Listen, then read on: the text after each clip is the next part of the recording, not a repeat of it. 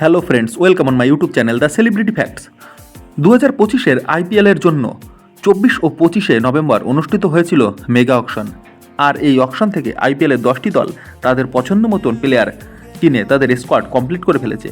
আর এই 10টি দলের মধ্যে গতবারের চ্যাম্পিয়ন কলকাতা নাইট রাইডার্স 2025-এর জন্য কেমন দল গড়ল এবং তাদের স্কোয়াডে কোন কোন প্লেয়ার নিয়েছে তারা, সেটা আমরা দেখে নেব।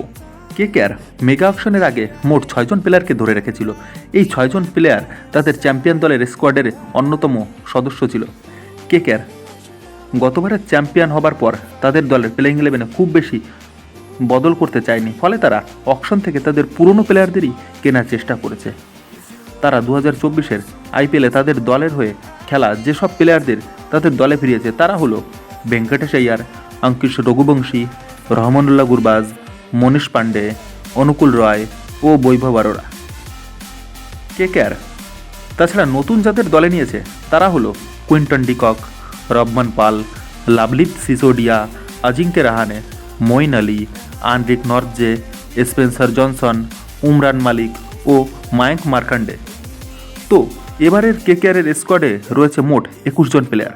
তাদের মধ্যে ব্যাটসম্যান রয়েছেন Rinku Singh, Quinton de Kock, Angkrish Raghuvanshi, Rahmanullah Gurbaz, Rovman Powell, Ajinkya Rahane, Manish Pandey, Luvnith সিসোডিয়া।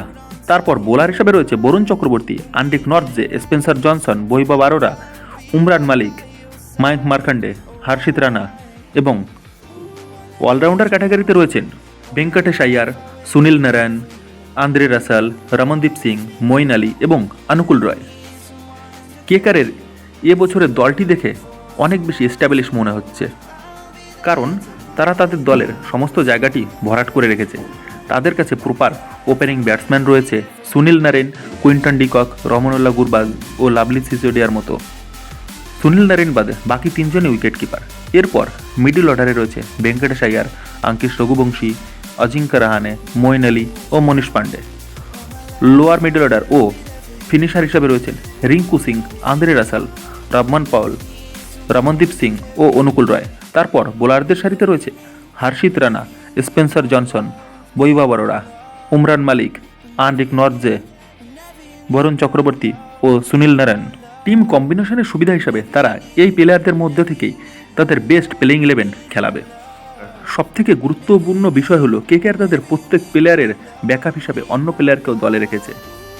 যদি প্লেইং ইলেভেনে কোনো প্লেয়ারকে নিয়ে কোনো সমস্যা হয় তাহলে তারা তার পরিবর্তন হিসাবে অন্য প্লেয়ারকেও খেলাতে পারবে।